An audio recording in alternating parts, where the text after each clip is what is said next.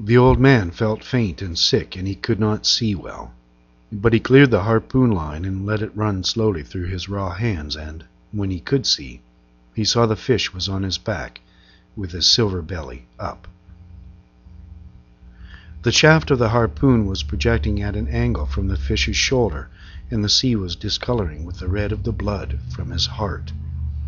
First it was dark as a shoal in the blue water that was more than a mile deep.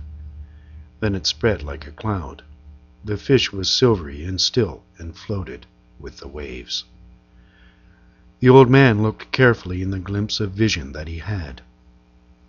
Then he took 2 turns of the harpoon line around the bit in the bow and laid his head on his hands. "Keep my head clear," he said, "against the wood of the bow. I am a tired old man, but I have killed this fish, which is my brother, and now I must do the slave work. Now I must prepare the nooses and the rope to lash him alongside," he thought. "Even if we were 2 and swamped her to load him and bailed her out, this skiff would never hold him. I must prepare everything, then bring him in and lash him well, and step the mast and set sail for home." He started to pull the fish in to have him alongside so that he could pass a line through his gills and out his mouth and make his head fast alongside the bow.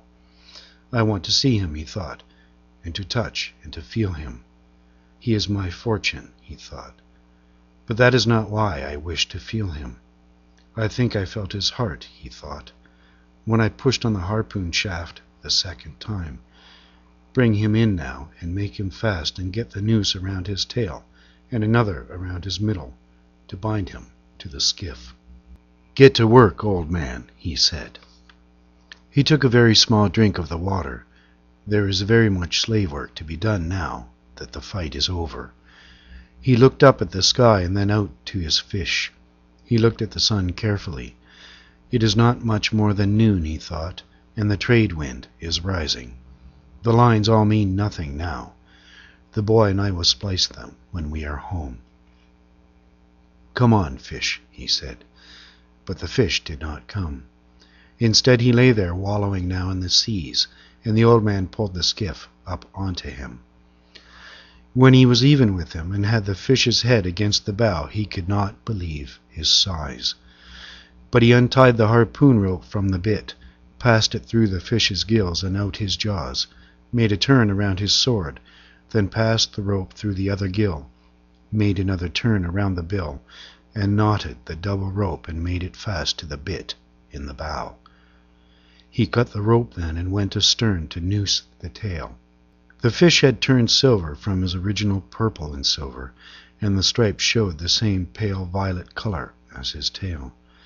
They were wider than a man's hand, with his fingers spread, and the fish's eye looked as detached as the mirrors in a periscope, or as a saint in a procession.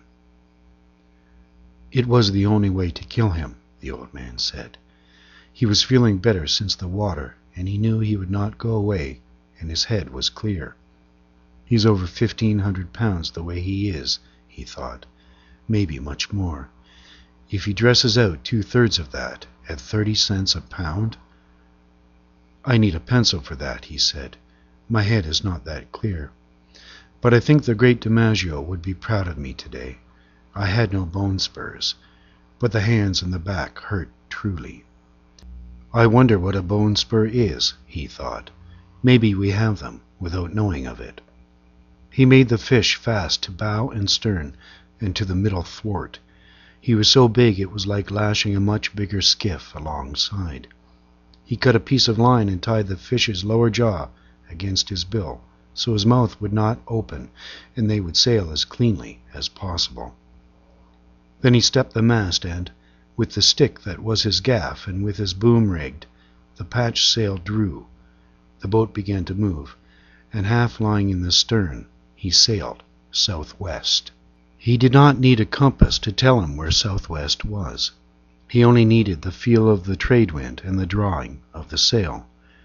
"I'd better put a small line out with a spoon on it and try to get something to eat and drink for the moisture." But he could not find a spoon, and his sardines were rotten. So he hooked a patch of yellow gulfweed with the gaff as they passed, and shook it so that the small shrimps that were in it fell onto the planking of the skiff. There were more than a dozen of them, and they jumped and kicked like sand fleas. The old man pinched their heads off with his thumb and forefinger and ate them, chewing up the shells and the tails.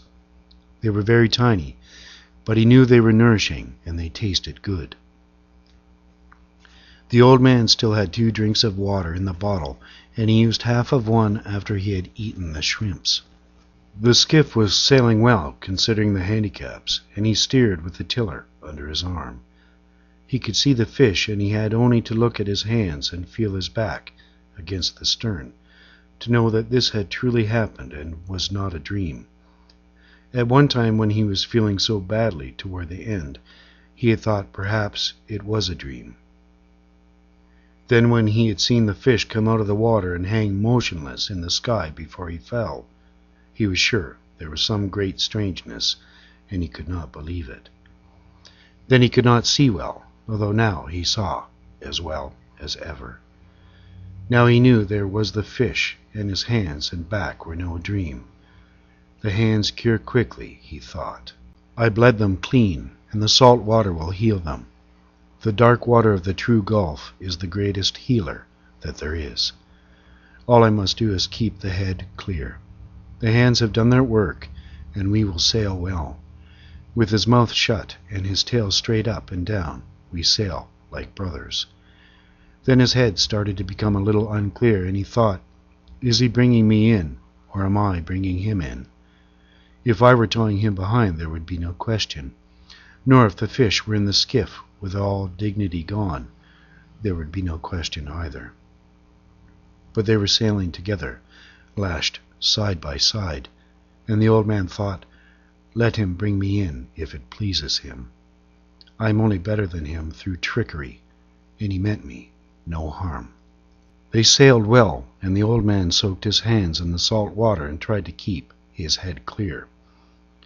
There were high cumulus clouds and enough cirrus above them, so that the old man knew the breeze would last all night. The old man looked at the fish constantly to make sure it was true. It was an hour before the first shark hit him. The shark was not an accident. He'd come up from deep down in the water as the dark cloud of blood had settled and dispersed in the mile-deep sea. He had come up so fast and absolutely without caution that he broke the surface of the blue water and was in the sun. Then he fell back into the sea and picked up the scent and started swimming on the course the skiff and the fish had taken. Sometimes he lost the scent, but he would pick it up again or have just a trace of it, and he swam fast and hard on the course. He was a very big mako shark, built to swim as fast as the fastest fish in the sea, and everything about him was beautiful except his jaws. His back was as blue as a swordfish's, and his belly was silver, and his hide was smooth and handsome. He was built as a swordfish except for his huge jaws, which were tight shut, now as he swam fast, just under the surface, with his dorsal fin knifing through the water without wavering. Inside the closed double lip of his jaws, all of his 8 rows of teeth were slanted inwards. They were not the ordinary, pyramid-shaped teeth of most sharks. They were shaped like a man's fingers when they are crisped, like claws. They were nearly as long as the fingers of the old man, and they had razor-sharp cutting edges on both sides. This was a fish built to feed on all the fishes in the sea. They were so fast and strong and well armed that they had no other enemy. Now he speeded up as he smelled the fresher scent, and his blue dorsal fin cut the water.